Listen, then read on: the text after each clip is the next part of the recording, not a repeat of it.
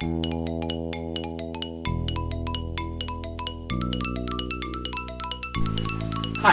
Teach Jim here. I teach and I learn, and today I'm learning about what makes up a good enterprise. Good enterprises is a business that would be successful, that would have all the pieces taken care of and covered. To do this, we'd like to take a minute and look at Michael Lee Porter's book, Competitive Advantage. He has an excellent model for what a business is and what makes it up. He says that there are two parts of it. There's the value stream, the part that actually provides the value in the dollars and cents. For example, things come into a business, they get churned in the operations, they get manufactured, fixed, repaired, whatever happens inside of that business. They are delivered out, go through marketing and sales channels, and then there's support and service that take place after the fact. These are the values that are added to the business. They provide a margin in profits.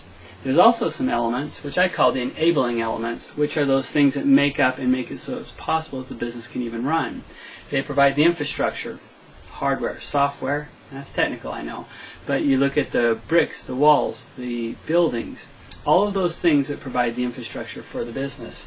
The human resources. So the physical resources, the human resources, the technology development, and the procurement, gaining and gathering all the pieces that are required to run the business, as well as selling those things off and maintaining the books and the finances. So these are the elements that make up a business. And when you look at big business, it does a very good job of these things. Now, for me, a good enterprise is one that I could start myself, that I could run out of my own home, that I could fulfill the American dream of owning my own business. But when I look at this huge model, I see that there's a lot of pieces to this. Initially, I had a vision that I would provide all of these things for people that wanted to start a business, and they would come in with their technical information, their technical expertise, and that would allow the business to grow through here, and then we could provide support in marketing and sales. The more I look at the picture, I see it's too big. So I'm starting to look at maybe what are other ways that I could start my own business. Well, as it is, I could start as a self. I could have a small business office or a home office, and from there I could take this same model. I could make sure the infrastructure is in place, provide all the pieces, including the marketing and sales, as well as the service and delivery, and I could have my own business, and I could build that up from scratch. But there's some problems with this model because it's going to make it to where I have to do everything. The business basically will own me at a certain point unless I build it like it's going to become a big business where I would become the business owner. So some other options are to buy into a franchise. If I buy into a franchise, then somebody has already laid the infrastructure to a large part. They already have the marketing and sales component and piece. They also already have the operations, both the in and the out part, as well as the operations in the center, and how the whole product would work and how it's delivered. They've also proven themselves in the marketplace, so we hope that the business would continue to progress in an upward fashion. So a franchise is a nice way to go. However, the cost for getting involved in a franchise is large. Same thing with a big business. The cost of getting involved in a large business is very large. So in a small business, I can start a little smaller in terms of my dollars and cents, but I still have to lay this foundation of infrastructure, which is a large cost. So you have several disadvantages in either of these cases. I could buy a small business. And if I buy a small business, then I'm already picking up what somebody has built. They've laid the infrastructure, they have the incoming logistics and the outgoing logistics, the operations, the sales, and the service, and all these things going, but I'm not clear as whether the business is going up or down. Why would they sell it if it's going so great? So you have this question to come into play and must do your homework if you're going to buy a business. Also, if you're buying a business, the costs are very high. So, looking at these three models so far, I have fairly high cost. So what about this direct sales? Is that a business?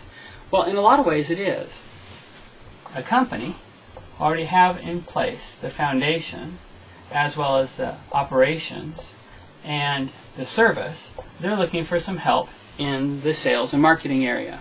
And so they would call on individuals or groups or teams of people to directly sell those for them. So how does that work? Well, it's a relationship now that you have a provider in the business and you provide a service for them in marketing and sales. Well, goodness, all of these have that same characteristics, and most business people, to be successful, have to excel in sales and marketing in order to have the business go forward. I worked for a large manufacturing company, and it was interesting to watch them. In their logistics and operations in this area, they were cutting costs and saving money and increasing their margins. But in their discussions and showing how well they had done in business, they hardly ever mentioned, oh, look it, our sales are continuing to go up, which was the driving force of the business. It's the customer's pull here which allows this whole thing to flow through the value chain to continue to move forward. And so direct sales becomes an excellent opportunity for individuals to start with a fairly low dollar amount and also a fairly low risk. Risk is down. The rewards can be pretty good, and the freedom potential can be there also because you're not tied to a desk. And so with the risk, rewards, and freedom, as well as the dollars and cents being as low as they are, the direct sales route is an opportunity that might be a good enterprise for you or I. Initially, Good Enterprises Inc.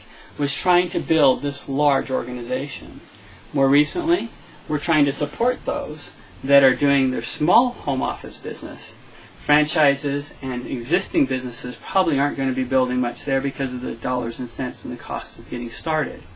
However, in direct sales or direct marketing, we have some opportunities there which we think we can provide services as well as have success with. And so I wanted to share that with you today, that there's lots of different business models out there, different ways of going about business, all of which provide for an excellent risk to reward benefit. Some have a higher startup cost and some a lower startup cost, most of them resulting in some freedom. But if you aren't careful in the self business, you're going to end up being employed or working for the business, and the business will own you, as opposed to being a business owner where the large business will continue to operate even without you, and hence you have the freedom that you desire. So there we have it. A good enterprise is going to provide us with a reasonable entry cost. It's going to provide us with a reasonable risk, as well as some rewards that are proportionate to the risk that we're taking. And finally, will enable us to have some of the freedom that we desire once we have the thing up and running.